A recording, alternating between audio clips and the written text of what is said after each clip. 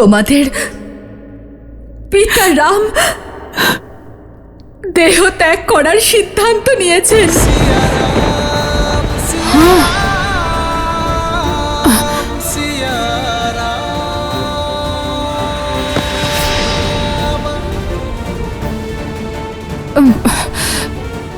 এটা হতে পারে না। আমরা চোখের সামনে নিজেদের মাতাকে দেহত্যাগ করতে দেখেছি, ওনাকে মাটিতে সমাহিত হতে দেখেছি, কিন্তু এবার এবার এবার আমাদের পিতাকে যেতে দেব না। আমরা ওনাকে যেতে দেব না। আমার কিছু প্রশ্নের উত্তর দিতে হবে আপনাকে।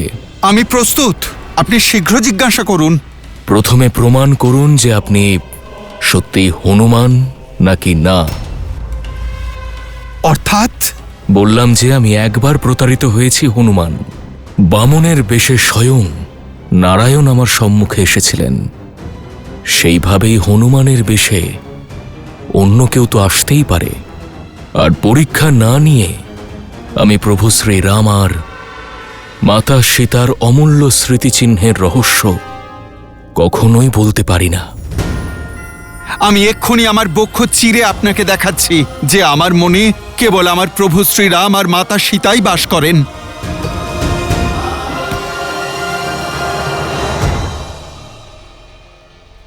এ তো কোনো মায়াবিও করতে পারেন। হতে পারে আপনি সেরকমই অন্য কোনো প্রমাণ দিতে হবে।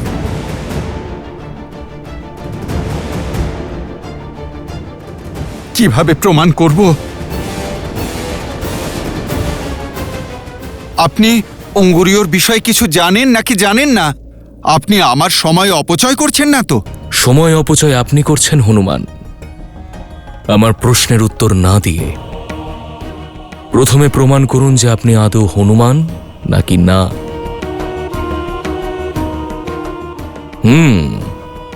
একটি উপায় আছে। তাহলে শীঘ্র বলুন।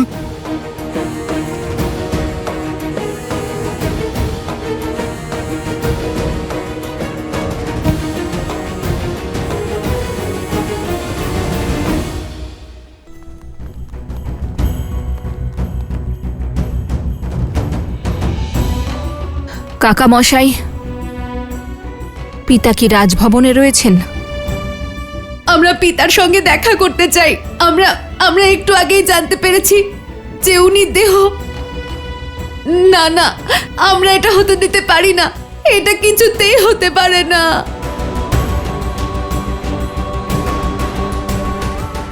এটা কে হতে দিতে চায় পুত্ররা? কেউ চায় না।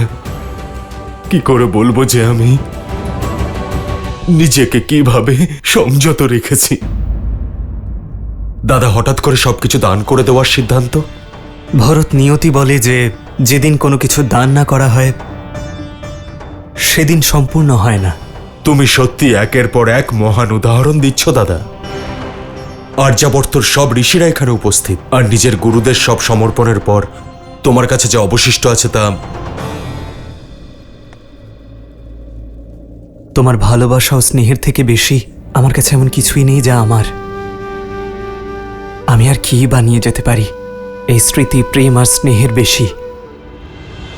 श्रीरामचन्द्र कृपालु भजु मन हरण भव भय दारुणम् नव कंज लोचन कंज मुख कर कंज पद कंजारुणम् कंदर्प गणित अमित छवि नव नीला नीरज सुंदरम्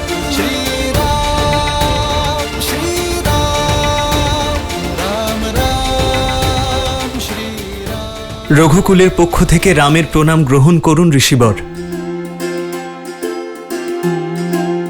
আমি দশরথ পুত্র রাম আপনাদের সকলের প্রতি কৃতজ্ঞ, যেই যাত্রায় আপনারা আমার সঙ্গী হয়েছেন, আমায় পথ দেখিয়েছেন।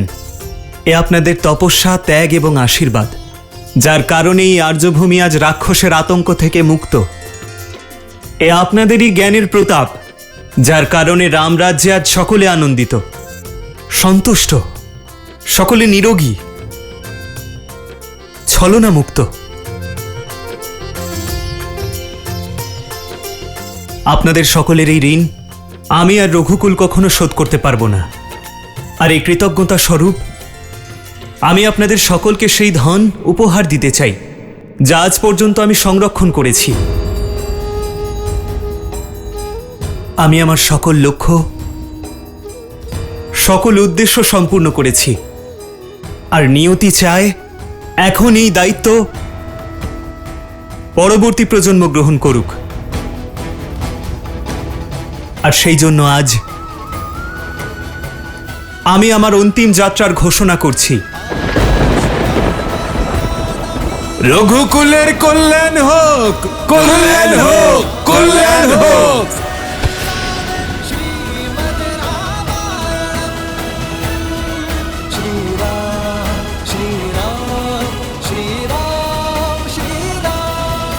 তোমরা দুজন ওনার পুত্র, ওনার অংশ তোমরা। তবে আমি ওনার নিজের পুত্র নই, কিন্তু তবুও ওনার সন্তান সম। দাদা সর্বদা একজন পিতার মতো আমার পাশে ছিল, কিন্তু আমিও আমার দাদাকে আমার পিতা মহারাজ দশরথের মতোই সম্মান করি। ওনার ভালোবাসা এতটাই যে উনি স্বয়ং আমাকে নিজের থেকে দূরে করে দিয়েছিলেন, যাতে আমাকে বনবাসের কষ্ট সহ্য করতে না হয়। একটি প্রতিশ্রুতি আমি পালন করছি, অন্যটি তুমি পালন করো ভরত। অযোধ্যার সেবা করো। আমার ভাগ্যে সাধু সন্তদের সেবার সুখ আর অসুরদের আতঙ্ক দমন লেখা রয়েছে। আমায় স্বয়ং ধর্মপথ দেখায়, আর আমি তার দেখানো পথেই চলব। আমি আজও ওনার আদেশের বিরুদ্ধে যেতে পারবো না। উনি শীঘ্রাতিশীঘ্র নিজের রাজ্যের কার্যভার সম্পন্ন করতে চান। যতক্ষণ না প্রভু শ্রীরাম তোমাদের সঙ্গে সাক্ষাৎ করতে চাইবেন, ততক্ষণ তোমরা ওনার সঙ্গে দেখা করতে পারবে না।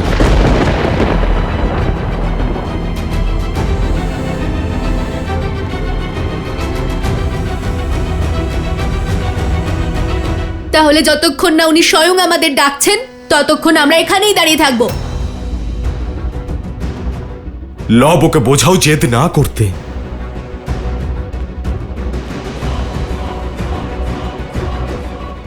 আমিও কুশির সঙ্গে একমত কাকা।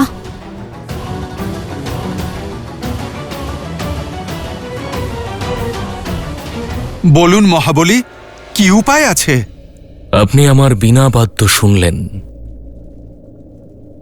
আমাকে দেখে চিনতেও পারলেন, অর্থাৎ আপনারও সঙ্গীতের অদ্ভুত জ্ঞান আছে। আপনি যতগুলো রাগ শুনবেন, আপনাকে তার নাম বলতে হবে। যদি আপনি স্বয়ং হনুমান হন, যাকে সাক্ষাৎ সূর্যদেব শিক্ষা দিয়েছেন, তবে নিশ্চয়ই চিনতে পারবেন। ঠিক আছে, আমি রাজি আছি। আপনি বাজান।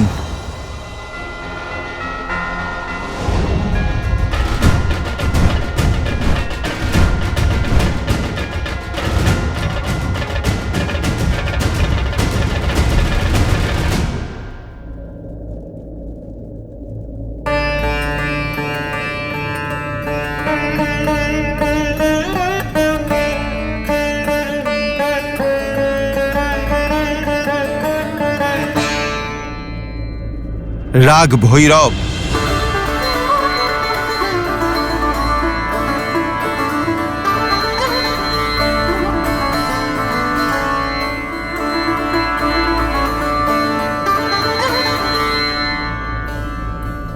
রাগ মেঘ।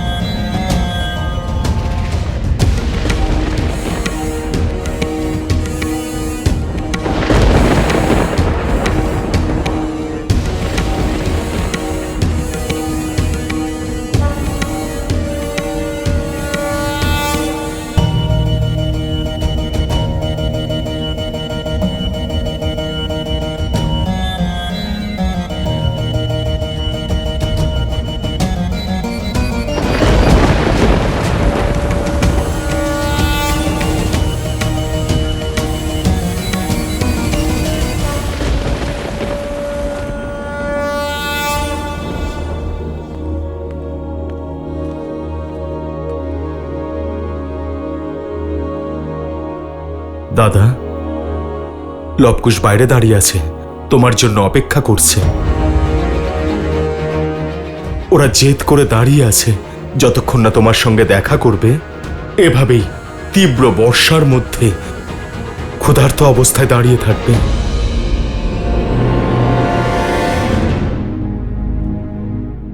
ওদের ভিতরে আনো ভরত।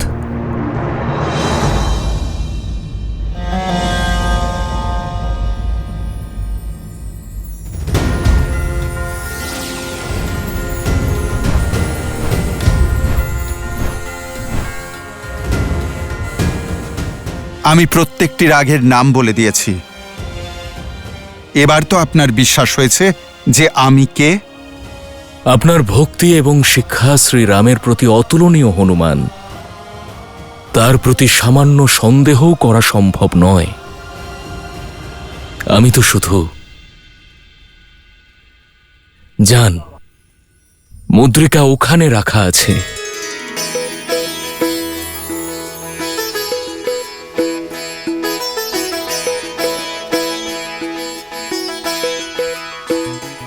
আপনাকে ব্রহ্মদেবের আজ্ঞাও বাধা দিতে পারবে না হনুমান।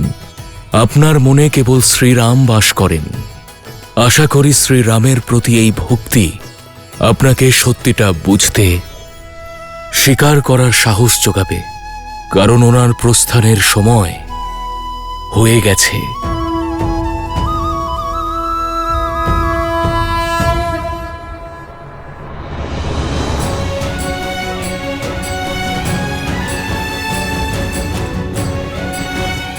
এসো পুত্রগণ।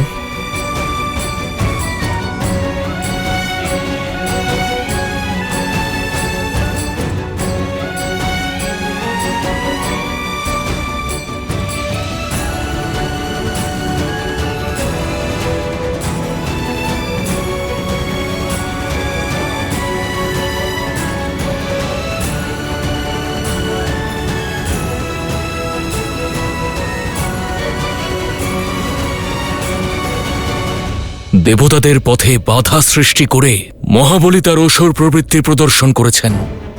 আর এত শীঘ্র হনুমানকে মুদ্রার পথ বলে দেওয়ার দরকার কি ছিল? উনি আরেকটু অপেক্ষা করতেই পারতেন। উনি কিছুক্ষণের জন্য আটকাতে পারতেন না? যিনি সব পরীক্ষায় পার হচ্ছেন তাকে অধিকক্ষণ আটকে রাখা ঠিক নয়। এত পরীক্ষার পরেও হনুমানকে যদি সত্য বলা না হতো তাহলে মহাবলীর জন্য সংকট উপস্থিত হতো। তবুও সে অনেকটা সময় হনুমানকে ব্যস্ত রেখেছিল। কিন্তু ব্রহ্মদেব এত চিন্তিত হচ্ছেন কেন দেবরাজ? পাতাল লোকে তো কেবল একমাত্র মহাবলীই নেই যে হনুমানকে বিলম্ব করাবে।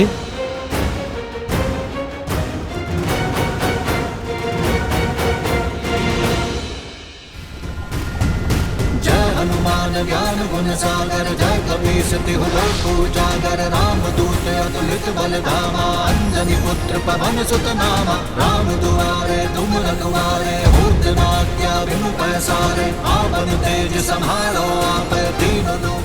জয় সীতারাম।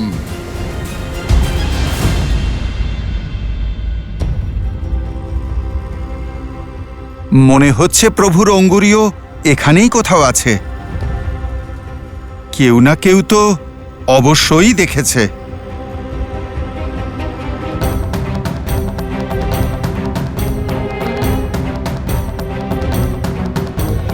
নাগ দলপতি, কেউ একজন আসছে। মনে হচ্ছে কোনো অসুর আসছে, সতর্ক থেকো। দেখছো, মনে হচ্ছে একটা বানর আসছে। মূর্খের মতো কথা বলো না। বানর এখানে কি করে আসবে এবং কেন? অসুররা বড়ই মায়াবী হয়। অবশ্যই আমাদের বিভ্রান্ত করার জন্য এ কোনো বানরের রূপ ধরে এখানে আসছে।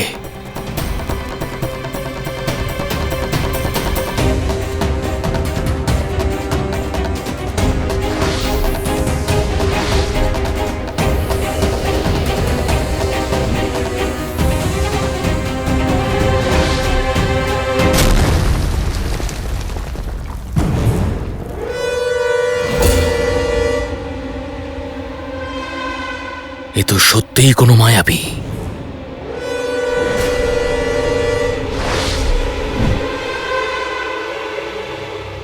আক্রমণ!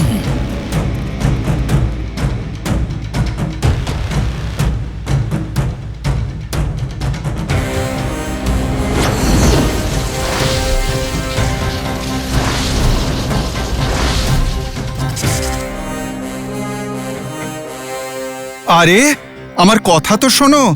দাঁড়াও মিত্র, মিত্রনাগ, দাঁড়াও।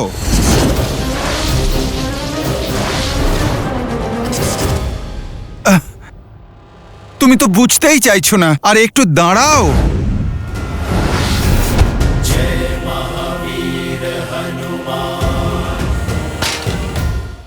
আমাদের যা করতে হয় আমরা করব, কিন্তু আপনাকে যেতে দেব না। লবকুশ, অযোধ্যার নরেশের আজ্ঞা অমান্য করতে পারো না তোমরা। প্রভু শ্রীরামের প্রশ্নের বিরোধিতা করতে পারো না তোমরা। দাঁড়াও লবকুশ। বলে দিন পিতা যে এ অসত্য, আপনি কোথাও যাচ্ছেন না। সীতার রাম কি কখনো মিথ্যে বলতে পারে? এই সত্য আমরা মেনে নেব না। মেনে নিতে হবে পুত্র। নিয়তির চক্র থেকে কেউ নিস্তার পায় না। নিয়তির উদ্দেশ্য হলো সৃষ্টির উত্থান করা। যখন সমগ্র সৃষ্টি আপনাকে পথপ্রদর্শক হিসেবে গ্রহণ করছে, তখন নিয়তি আপনাকে কিভাবে?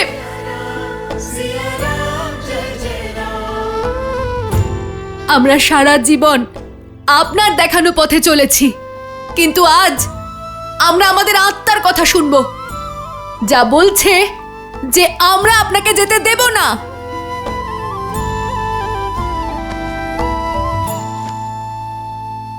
নিয়তি প্রবাহিত জলের মতো,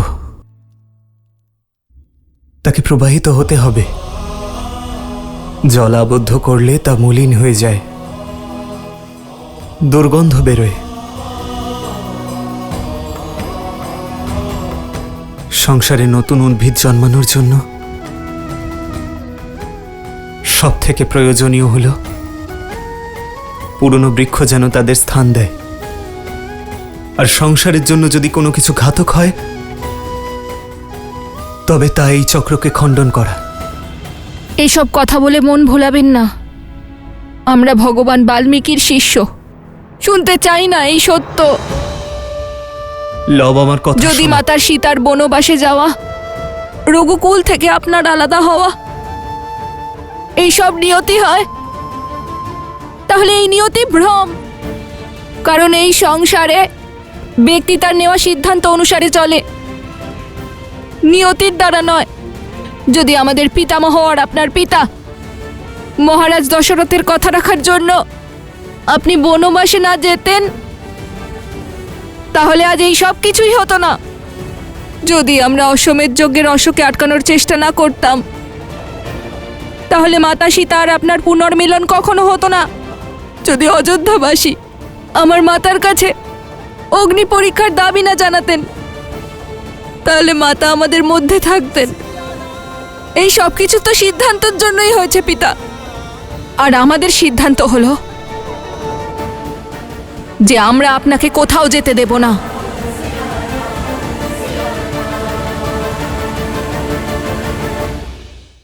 আমরা যা করতে পারি করব, কিন্তু আপনাকে যেতে দেব না। লবকুশ, অযোধ্যার নরেশের আজ্ঞা অমান্য করতে পারো না তোমরা। প্রভু শ্রীরামের প্রশ্নের বিরোধিতা করতে পারো না তোমরা। দাঁড়াও লবকুশ। সারা জীবন আমরা ধর্মের পথে চলেছি। প্রথমে আমার মাতার শেখানো রীতি পালন করেছি, তারপর রঘুকুলের রীতির, কিন্তু আজ আর নয়। আমরা যা করতে পারি করব, কিন্তু আপনাকে যেতে দেব না। লবকুশ, লবকুশ,